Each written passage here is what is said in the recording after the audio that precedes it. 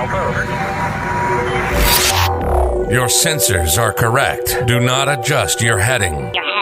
You've discovered the Omega Particle, streaming to the Alpha Quadrant and beyond.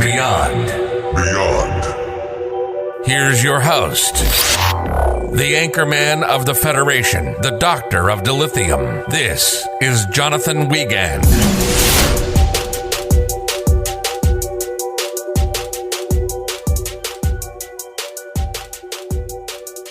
Welcome to the Omega Particle Podcast. I am your gracious and humble host, like the man said, Jonathan Wiegand, sitting behind the golden OPP microphone. We are back at it again with our famous News and Brews. Now, if this is your first time listening to News and Brews, we cover this for the past couple weeks and months, Star Trek news, but also having some brews, some cold brew, some alcohol. Today we are, again, not sponsored by anybody. This brand that my wife drinks is called Two Chicks, and it's like this vodka, let me see, cucumber and thyme drink. It's good, but I wanted something a little bit harder while we record, so that's what we're doing today. I hope wherever you're at, you're relaxing and enjoying yourself, and thank you so much for tuning in. And I have to be honest, I have half my brain tied behind my back just to make it fair today. And boy, we have a lot of great news and kind of fun stories to go over. After all, I am the Anchorman of the Federation, and this is our duty, I say responsibility, to cover. I mean, there's things like Jonathan Frakes calling the Riker maneuver an a-hole-ish type of thing. Yes, Luna, this is a family show. Luna the intern, everybody. Remember some great Star Trek people that have passed on. What's the future of Star Trek? Because we have this huge news about these mergers with Warner Brothers and Disney and Paramount, all this kind of nonsense. We're going to be covering that. Also, a potentially new Picard movie, dealing with that. And wrap it up with our most famous wannabe Trekkie, and that's Nicolas Cage and why he wants to be in Star Trek. So without further ado, Luna, let's roll that beautiful bean footage.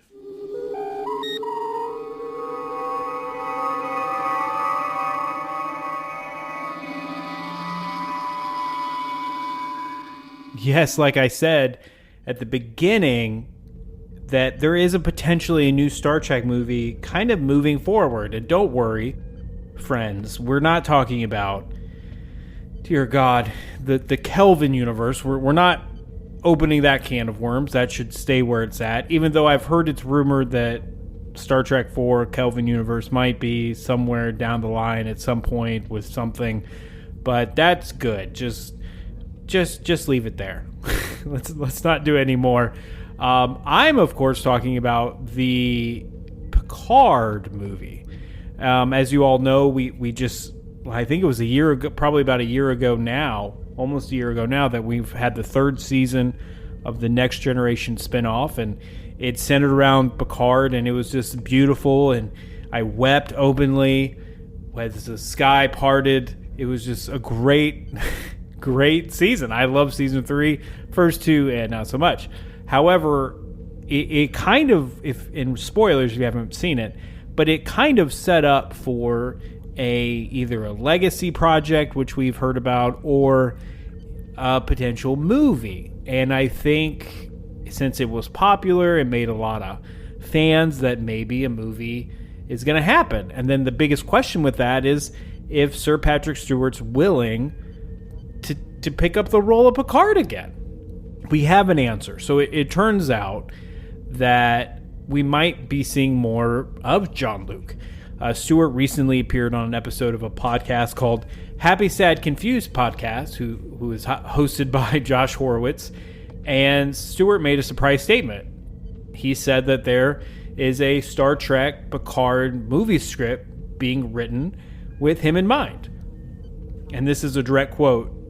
So Sir Patrick Stewart is saying, "So it's an ongoing procedure for me. I heard only last night about a script that is being written, but written specifically with the actor myself to play it. And I've been told to expect it, to receive it in a week or so. I'm so excited because it sounds like the kind of project where the experimentation that I want to do will be essential for this kind of material. It's good to be 83. Okay, so what do you think about that? Listeners out in the Alpha Quadrant, let me know. Send your DMs, slide in my DMs, as they say. Wait, no, Luna, that's a bad thing? Okay, just kidding. So let me know what you think. I personally don't want another Picard movie. I go back and forth on this issue many times, but right now I'm seated at, and I've probably changed my mind 4,000 times, but I am seated in the do not, because the way season 3 ended, it was such a nice send off to the TNG years. It was such a nice tip of the cap that I feel like if you kind of try to rehash that again, it would kind of cheapen the third season, you know? And I'll be brutally honest, the first 2 seasons of Picard weren't very strong.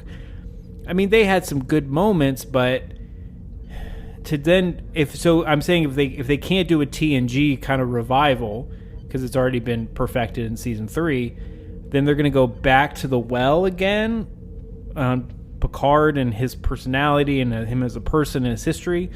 Okay, if they don't do that, do they do something more modern? But then if they do something, again, in modern times, I just feel like it's going to be lost, and it's just kind of a blah idea, personally. I'm just not excited about that.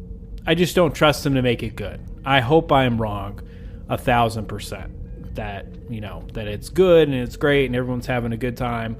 But for me, I'm just not I just don't put a lot of faith in that they'll do a good job. But anyway, let me know. Social media, Instagram, Twitter, Facebook, Threads. Are we on Threads, Luna? What the heck is Threads? It's a Facebook alternative to Instagram. But doesn't Facebook own Instagram?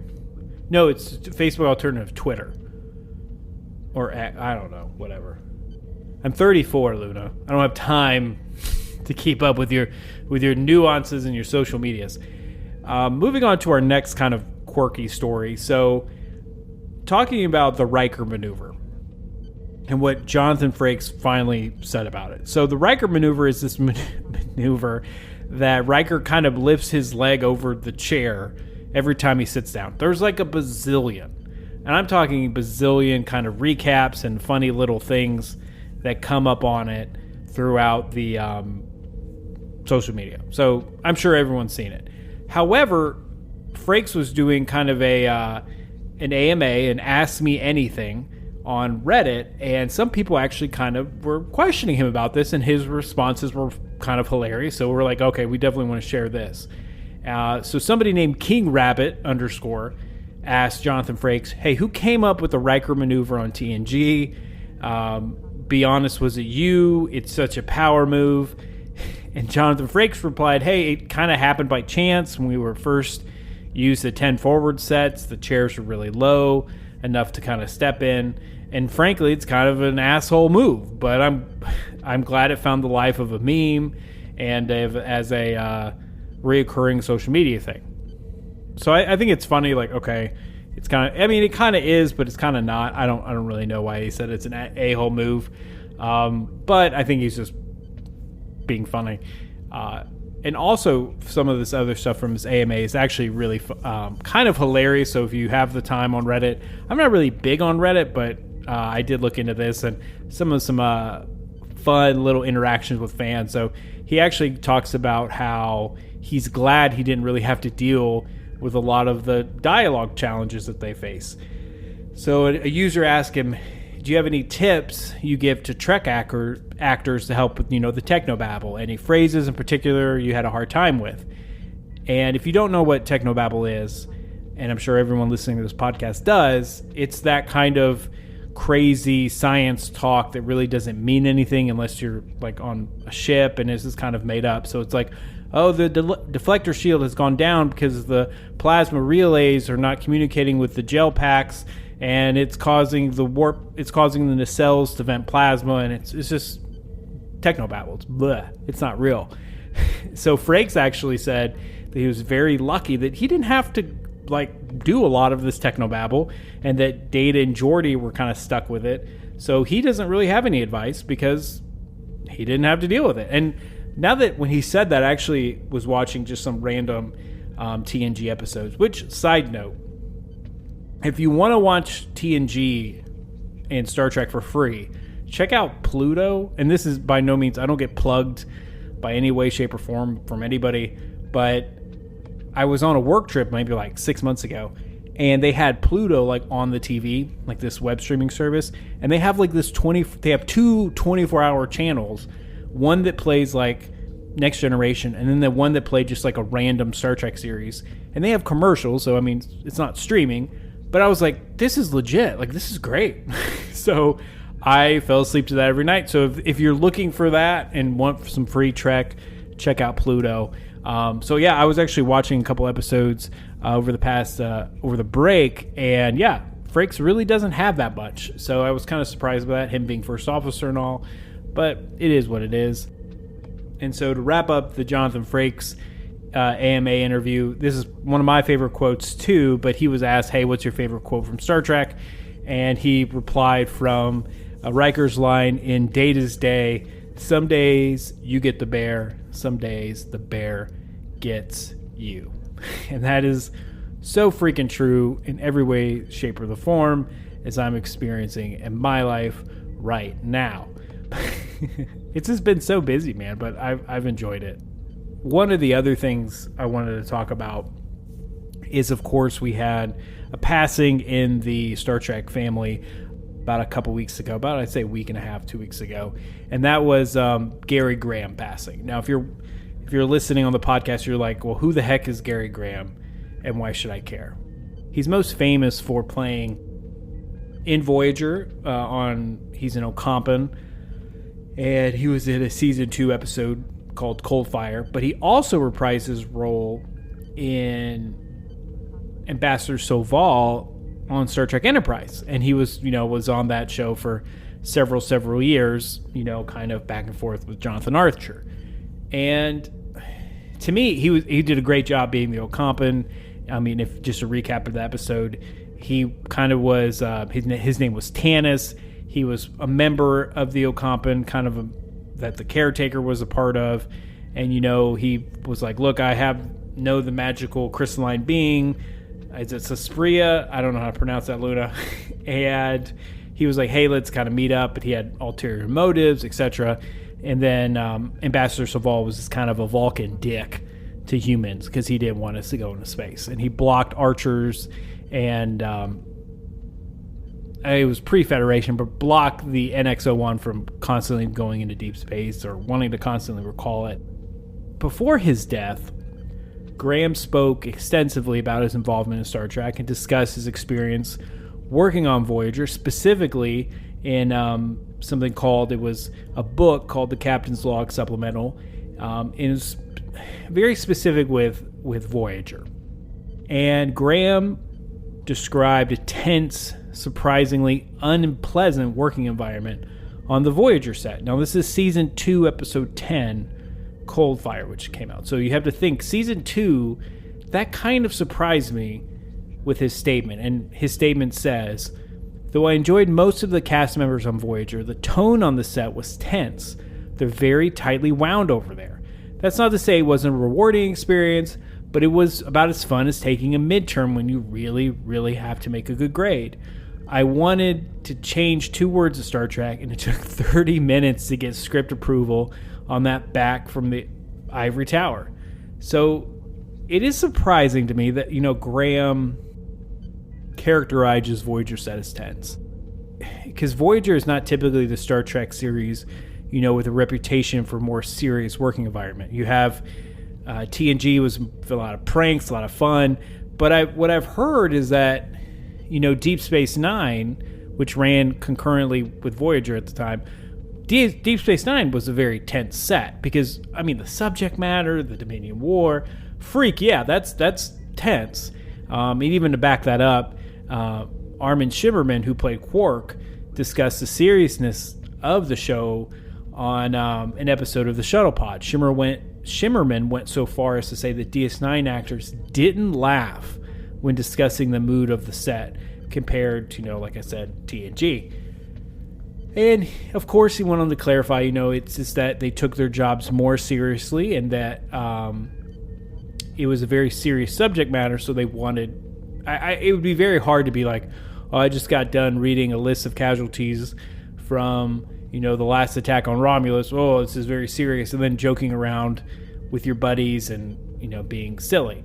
So I understand, like, it's a serious tone, but the tightly wound is a very different atmosphere that Graham described on Voyager. And to me, it kind of just implies that it was actually unpleasant rather than him just being dedicated to being and providing the best performance possible. I don't know. In most other accounts of the Voyager's cast and crew, everyone on set got along well and joked around fairly often. So to hear a dissenting opinion from a very well-respected, Trekkie guest star definitely adds a little bit of nuances to the series lore. And I know I say this like every couple months, but when are we getting that Voyager movie? If you know, let me know, because I just think it's been a couple years in the making now. I'm starting to doubt if it'll ever get made, simply because it may have a lot of subject matter like this that is very, not controversial, but there's a lot of conflicting stories. There's a lot of, and maybe it was just a bad week. I mean, think about when you're in the office or at your work. I mean, is every week perfect? No. You're going to have good weeks and bad weeks. So that's what I kind of chalk it up to. Maybe it was just a bad week and everybody was just tightly wound to be tightly wound. Yeah, I just want to honor Graham's experience and just contributions to Trek, and that he'll be greatly missed in our fandom and our universe. Moving on, we have some just crazy tales from the world of Paramount Plus and the merger and what that exactly means for Trek, and is Trek going to be moving again? Yeah, so there was a big announcement today in the world of streaming services, and I'm sure you may not have heard about it because it just broke, I think, 2 days ago, and it hasn't really been kind of talked about, but ESPN, Fox, and Warner Brothers have teamed up to create, a streaming platform in and of itself. And it's going to include, ESPN is Disney, so it's going to be a big just hoopla. And they plan to bring in a bunch of different sports and everything. But for me, the Warner Brothers was the thing that kind of scared me, because I was like, okay, Warner Brothers, Paramount, what does that mean? Am I going to lose Paramount Plus? Are they're gonna take Star Trek off and it's just gonna be a mess? It's just gonna go back to Netflix or whatever. I am happy to say that that they are not gonna include any content in this new big merger as of today, in February 8th or 9th, and Real Linda. They are not gonna include anything from Paramount Global or Comcast, NBC, Universal. So NBC and Paramount were good. It looks like we're going to stick with our Paramount Plus for now. Again, I just keep hearing and reading stories about, oh, so-and-so streaming is going to take off content, even if you bought it. And so I'm just like, maybe we should just go back to old school DVDs, where we just own it and we own it. There's nothing, nobody can take it away from us. I mean, are they forcing us to pirate? I don't know. Oh, I'm getting the shake from my producer here to say shut your mouth. But I'm just saying maybe owning physical copies is the way to go. I do own all 10 Star Trek films. I don't count the Kelvin universe for obvious reasons, but they're great. I have them. Haven't watched them but at least you got them. So I feel like I'm almost like a doomsday prepper to be like, well, if they ever take my Star Trek away, I'll have it in this secret bunker that I can watch my shows in no matter what. And for the last story of the day, there was the Saturn Awards. I think they were last week, and it's kind of a sci-fi, just a fun little award show, and a lot of Trek people won, like Jerry Ryan and John Luke and Maria Saratus. Like, a lot of great people won. But at the show was Nicolas Cage, and of course this Oscar-winning actor was there to pick up a Saturn Award because he had a role in Dracula in Renfield. And this is actually an exclusive story from TrekMovie.com, so if you want to read the full thing, it's there. But they asked him in 2023, he had an interview with, I think it was Yahoo. He was saying, would you ever want to be in a Star Trek movie? And he said, of course. He said his passion is more Trekkie. He grew up watching Shatner and Nimoy and Bones, that the stories of the original series had a lot of wisdom and socially relevant commentary, and he's always wanted to be in it and already very partial to Star Trek. And he even said, if he did get a role, what would he be interested in? He was like, I don't want to play a villain, which would kind of be, he would make an awesome Trek villain, I just have to say. But he said, I don't want to play the villain. I want to be on the bridge. I want to be on the Enterprise. So I am 100% totally gung-ho for having a Nicolas Cage first officer on the Enterprise, maybe even a captain on the Enterprise, or maybe another ship. I think that would be brilliant. Paramount, make that happen. Pay the man whatever he wants. It needs to go. But that has been this round of News and Brews. We will be coming out as we see fit. There's a lot of news, and then there's not a lot of news. It really just depends. However, down the pipeline, we have a lot of great shows that we'll talk about in the closing. But for now, Luna, let's wrap it up.